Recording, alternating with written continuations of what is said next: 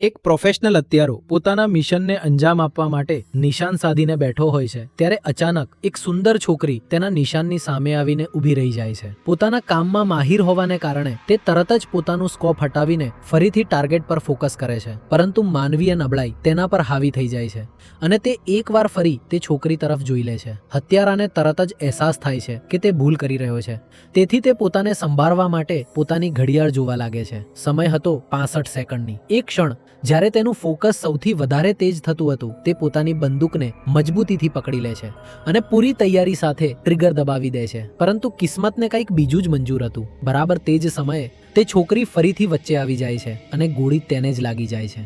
હત્યારો તરત બીજી ગોળી ચલાવવાનું વિચારે છે, પરંતુ ટાર્ગેટવાળા રૂમની બારીનો પડદો તરત જ બંધ થઈ જાય છે।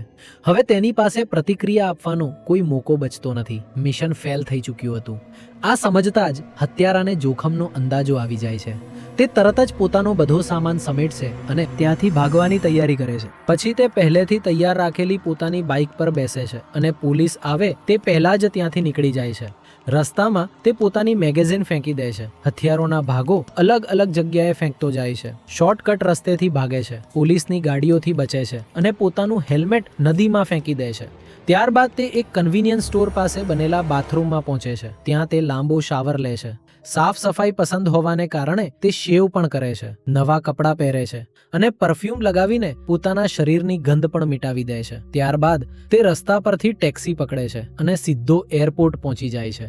અંદર જતા પહેલા તે પોતાની છેલ્લી બંદૂક પણ કચરાપેટીમાં ફેંકી દે છે। આટલી સાવધાની રાખવા છતાં સિક્યુરિટી ચેક વખતે તેને ડર લાગે છે કે ક્યાંક પોલીસ કૂતરો તેની ગંધ ના પકડી લે। એક ક્ષણ માટે તેની નજર કૂતરા સાથે મળે છે। તે તરત જ આસપાસનું વાતાવરણ પારખે છે અને કશું જ બોલ્યા વગર લાઈન છોડીને ત્યાંથી હટી જાય છે। તે એટલો પરફેક્શનિસ્ટ હતો કે છેલ્લી ઘડીએ કોઈ પણ જોખમ લેવા માંગતો નહોતો। તે ફરી બાથરૂમમાં જઈને ઘણીવાર હાથ ધોવે છે। હાથ ધોતા ધોતા તે પોતાની ઘડિયાળ પણ ફેંકી દે છે જેથી કોઈ ઓળખ ના રહે। ત્યારબાદ તે નકલી નામે નવી ફ્લાઇટ ટિકિટ ખરીદે છે અને સફળતાપૂર્વક સિક્યુરિટી પાસ કરી લે છે। ફ્લાઇટમાં બેઠા પછી તે પોતાના બોસને ફોન કરીને જણાવે છે કે મિશન ફેલ થઈ ગયું છે। બોસ પહેલા હેરાન થાય છે। કોલ પૂરો થતા જ હત્યારો પોતાનું સિમ કાર્ડ કાઢીને ફોનને પગ નીચે કચડી નાખે છે, પરંતુ ફ્લાઇટમાં બેઠા પછી પણ તે પૂરી રીતે સતર્ક રહે છે અને ત્યારે જ તેને એક શંકાસ્પદ સૂટ પહેરેલો માણસ દેખાય છે। ફ્લાઇટમાં બેઠા પછી પણ હત્યારો પૂરી રીતે સાવધ રહે છે। તેની નજર વારંવાર તે સૂટ પહેરેલા માણસ પર જાય છે જે તેને ખૂબ શંકાસ્પદ લાગે છે। જ્યારે તે ટ્રાન્ઝિટ દરમિયાન બીજી ફ્લાઇટની પ્રક્રિયા પૂરી કરવા જાય છે ત્યારે તે માણસ ફરી તેની સામે દેખાય છે। એટલું જ નહીં, જ્યારે તે વેઇટિંગ એરિયામાં બેઠો હોય છે ત્યારે પણ એ જ માણસ આસપાસ નજર આવે છે। વર્ષોના અનુભવના આધારે હત્યારો સમજી જાય છે કે આ માત્ર કોઈ યોગાનુયોગ ના હોઈ શકે। તેને શક થઈ જાય છે કે કદાચ કોઈ તેનો પીછો કરી રહ્યું છે। જોખમ લેવાને બદલે તે તરત જ નિર્ણય લે છે અને તે ફ્લાઇટ છોડી દે છે। તે નક્કી કરે છે કે એક રાત એરપોર્ટની હોટલમાં રોકાઈને પરિસ્થિતિ સમજવી વધારે સુરક્ષિત રહેશે। હોટલ પહોંચીને તે જમવા માટે સ્ટેક ઓર્ડર કરે છે, પરંતુ તેનું ધ્યાન જમવામાં નહીં પણ પોતાની સુરક્ષામાં હોય છે। જેવો વેટર બહાર જાય છે, હત્યારો તરત જ દરવાજો લોક કરી દે છે। તે જમવાની ટ્રેનું ઢાંકણું અને ગ્લાસ ઉઠાવીને દરવાજાના હેન્ડલ પર એવી રીતે સેટ કરે છે કે જો કોઈ દરવાજો ખોલવાની કોશિશ કરે તો તેને તરત જ ખબર પડી જાય। ત્યારબાદ તે ચપ્પુને પોતાની પાસે રાખી લે છે જેથી જરૂર પડે તો તરત જ ઉપયોગ કરી શકે। આખી રાત તે સતર્ક રહે છે, પરંતુ સદનસીબે કોઈ જોખમ સામે આવતું નથી। બીજી સવારે તે રૂમની આસપાસનું વાતાવરણ ચેક કરે છે અને જ્યારે તેને બધું સુરક્ષિત લાગે છે ત્યારે તે આરામથી બહાર નીકળે છે। આ વખતે તે ઘણો રિલેક્સ દેખાય છે। હળવી ધૂન ગણગણતા તે ફ્લાઇટમાં બેસે છે અને પોતાના અસલી સ્થાન સુધી પહોંચી જાય છે। ત્યાં પહોંચીને તે પોતાનું પિકઅપ ટ્રક શોધે છે અને ઘર તરફ નીકળી પડે છે, પરંતુ તેના મનમાં સતત શંકા રહે છે કે કદાચ તેના ઘરમાં કોઈ ઘૂસણખોરી થઈ હોઈ શકે। ઘરની પાસે પહોંચતા જ તે તરત જ પોતાની બંદૂક કાઢે છે, તેમાં ગોળીઓ ભરે છે અને ઝડપથી વાડ ઓળંગીને અંદર ઘૂસે છે।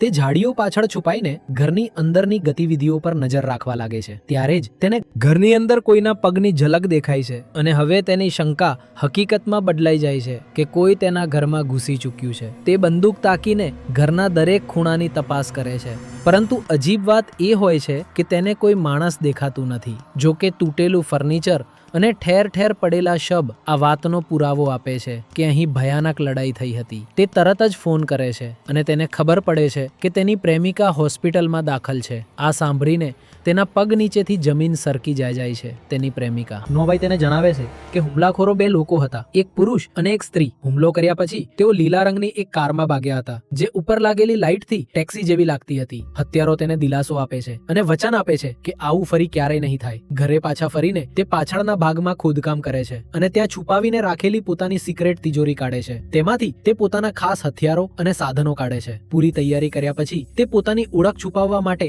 એક ટોપી સળગાવીને નાશ કરી દે છે અને બદલાની શોધમાં નીકળી પડે છે. ત્યારબાદ કેટલાય દિવસો સુધી તે શહેરના રસ્તાઓ પર ભટકે છે અને દરેક પસાર થતી ટેક્સી પર નજર રાખે છે. આખરે સતત શોધખોળ પછી તેને એ જ લીલા રંગની ટેક્સી દેખાય છે જેની તેને તલાશ હતી. રાત પડતા તે ટેક્સીના પાર્કિંગ એરિયા સુધી પહોંચી જાય છે. ત્યાં તે ચોકીદાર પાસેથી માહિતી કઢાવવાની કોશિશ કરે છે. સુરાગ મળ્યા પછી તે જાણી જોઈને પોતાના રૂમમાં સામાન વેરવિખેર કરી દે છે અને પૈસા જમીન પર વેરનછેરણ કરી દે છે જેથી આ બધું એક લૂંટ જેવું લાગે. બીજી સવારે તે રસ્તા કિનારે ગાડી ઊભી રાખીને ડ્રાઈવરના આવવાની રાહ જુએ છે. ત્યારે જ તેની નજર એક વાંકડિયા વાળવાળા માણસ પર પડે છે અને તે જ માણસ તે ટેક્સીનો ડ્રાઈવર નીકળે છે. હત્યારો એક સામાન્ય પર્યટક બનીને તેની ટેક્સીમાં બેસી જાય છે, પરંતુ થોડી જ વારમાં તે પાછળથી બંદૂક કાઢી લે છે. ડ્રાઈવર ડરના માર્યા કાપવા લાગે છે અને પોતાની બધી ભૂલો યાદ કરવા લાગે છે.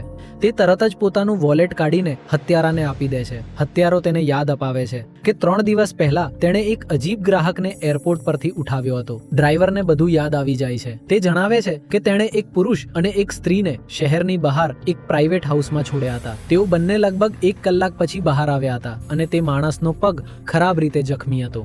આ સાંભળીને હત્યારો ડ્રાઈવરને સુમસામ ફેક્ટરી સુધી લઈ જવા માટે કહે છે. ત્યાં પહોંચીને ડ્રાઈવર તેનાથી જીવની ભીખ માંગે છે અને કહે છે કે તે ટેક્સી છોડીને પગપાળા જતો રહેશે. પરંતુ હત્યારાના નિયમો સાફ હતા. દયા બતાવવી એટલે પોતાને જોખમમાં મૂકવો અને કોઈ પણ ખચકાટ વગર તે ડ્રાઈવરને ગોળી મારી દે છે. ત્યારબાદ તે એવી રીતે નીકળી જાય છે જાણે કશું જ થયું ના હોય. ટેક્સી ડ્રાઈવરને ખતમ કર્યા પછી હત્યારો હવે સીધો તે લોકો સુધી પહોંચવાનો નિર્ણય કરે છે જેણે તેના ઘર પર હુમલો કરાવ્યો હતો. તે પોતાની ઓળખ બદલે છે અને પોતાના બોસને મળવાની યોજના બનાવે છે. તે એક નવી કાર ભાડે લે છે અને પોતાના ગુપ્ત વેરહાઉસ પહોંચે છે. આ કોઈ સાધારણ ગોદામ નહોતું, પરંતુ ત્યાં અલગ અલગ હથિયારોનો મોટો જથ્થો હાજર હતો. શહેરમાં તેના એવા હજારો વેરહાઉસ હતા અને દરેક જગ્યાએ અલગ અલગ હથિયારો છુપાવીને રાખવામાં આવ્યા હતા. તે પોતાના માટે સાચું હથિયાર પસંદ કરે છે અને પછી એક બોક્સ ખોલે છે જેમાં અલગ અલગ નકલી નંબર પ્લેટ રાખેલી હોય છે. તે એક નંબર પ્લેટ કાઢીને કાર પર લગાવી દે છે જેથી તેની ઓળખ છુપાયેલી રહે. ત્યારબાદ તે સુપરમાર્કેટ જાય છે અને એક મોટી કચરાપેટી, સફાઈના ઓજારો અને કંઈક જરૂરી સામાન ખરીદે છે. બધી તૈયારી કર્યા પછી તે પોતાના બોસની ઓફિસ બિલ્ડિંગની બહાર પહોંચી જાય છે. તે બિલ્ડિંગની સિક્યુરિટીને ધ્યાનથી જુએ છે. ત્યાં સીસીટીવી કેમેરા અને ઓટોમેટિક દરવાજા લાગેલા હોય છે. તે અંદર ઘૂસવાનો રસ્તો શોધી રહ્યો હોય છે કે ત્યારે જ એક ડિલિવરી બોય બિલ્ડિંગમાં પ્રવેશ કરે છે. હત્યારો તરત જ કચરાપેટી ઢસરતા તેની પાછળ અંદર ઘૂસી જાય છે. ડિલિવરી બોયને થોડું અજીબ લાગે છે, પરંતુ તે વધારે ધ્યાન આપતો નથી. હત્યારો ગ્લવ્સ પહેરીને ધીરે ધીરે ઉપરના માળે પહોંચે છે. તે દરવાજા બંધ થવાનો સમય ગણે છે અને સાચા મોકે દરવાજાને પોતાના પગથી રોકી દે છે. હવે તે પોતાના ટાર્ગેટની ઓફિસ સુધી પહોંચી ચૂક્યો હતો. તે ચૂપચાપ દરવાજો તોડીને અંદર ઘૂસે છે. ત્યાં તેને બોસની સેક્રેટરી મળે છે જેનું નામ ડેલોર્સ હોય છે. તે ગભરાઈ જાય છે. હત્યારો કશું જ બોલ્યા વગર કોમ્પ્યુટર અને ફોન પોતાના કબજામાં લઈ લે છે. પરંતુ ડેલોર્સ તેનો અસલી ટાર્ગેટ નહોતી. અસલી નિશાન તેનો બોસ એડવર્ડ હતો. એટલામાં દરવાજે દસ્તક થાય છે અને ડેલોર્સ તેને એડવર્ડના રૂમ સુધી લઈ જાય છે. એડવર્ડ પહેલા તો તેને જોઈને હેરાન રહી જાય છે. તેને સમજાતું નથી કે તેનો જ માણસ તેને મારવા કેમ આવ્યો છે. હત્યારો એડવર્ડને ચૂપ રહેવાનો ઈશારો કરે છે અને સેક્રેટરીને બાથરૂમમાં જઈને પોતાની જાતને બાંધી લેવાનો આદેશ આપે છે. ડેલોર્સ ડરના માર્યા તેની વાત માની લે છે. ત્યારબાદ હત્યારો એડવર્ડને પૂછે છે કે તેના ઘર પર હુમલો કોણે કરાવ્યો હતો.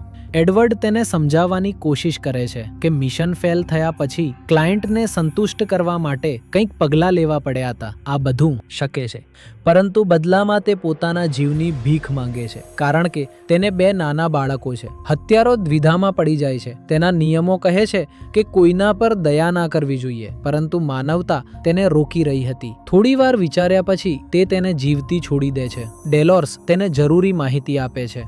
તેની પાસે બેંક ટ્રાન્સફર પ્રકારના રેકોર્ડ હોય છે જેનાથી અસલી ક્લાયન્ટનો ખ્યાલ આવી શકતો હતો. હત્યારો તે દસ્તાવેજો દ્વારા 2 અલગ અલગ એડ્રેસ સુધી પહોંચી જાય છે. અસલી નામ સામે આવે છે, ક્લેબોર્ન.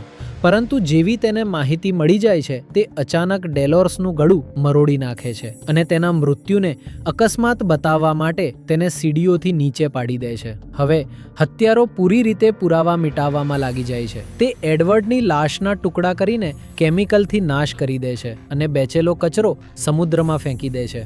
કારને સાફ કરીને તે નકલી નંબર પ્લેટ પણ હટાવી દે છે અને કાર પાછી આપી દે છે. એક વધુ પરફેક્ટ ક્રાઇમ પૂરો થઈ ચૂક્યો હતો, પરંતુ હત્યારાનો બદલો હજુ પૂરો થયો નહોતો.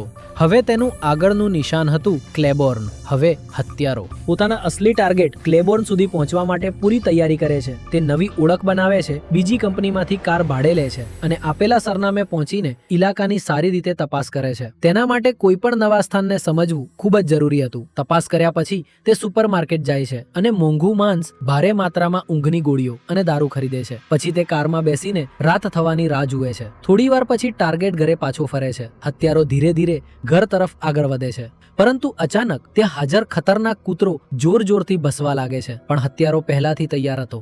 તે માંસમાં ઊંઘની દવા ભેળવીને કૂતરાને ખવડાવી દે છે. થોડી જ વારમાં કૂતરો સૂઈ જાય છે. હવે હત્યારો ઘરની અંદર ઘૂસી જાય છે. તે દરેક રૂમની તપાસ કરે છે, પરંતુ ત્યારે જ અચાનક એક તાકાતવર માણસ તેના પર હુમલો કરી દે છે. બંને વચ્ચે ભયાનક ઝપાઝપી શરૂ થઈ જાય છે. લડાઈ દરમિયાન હત્યારાની બંદૂક નીચે પડી જાય છે અને તે નિહત્થો થઈ જાય છે. તે માણસ તાકાતમાં તેના કરતાં વધારે મજબૂત હોય છે અને તેને ખરાબ રીતે મારવા લાગે છે. પરંતુ હત્યારો હાર માનનારાઓમાંનો અને જોરદાર હુમલો કરે છે. લાંબી અને ખતરનાક લડાઈ પછી આખરે તે માણસને ગોળી મારીને ખતમ કરી દે છે.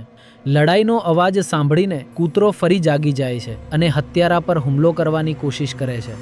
કોઈક રીતે તે ત્યાંથી ભાગી નીકળે છે અને પુરાવા મિટાવવા માટે આખા ઘરમાં આગ લગાવી દે છે. હવે તે ખરાબ રીતે ઘાયલ થઈ ચૂક્યો હતો, પરંતુ બદલો હજુ બાકી હતો. થોડા સમય પછી તે બીજા ટાર્ગેટ, એક મહિલા પાસે પહોંચે છે.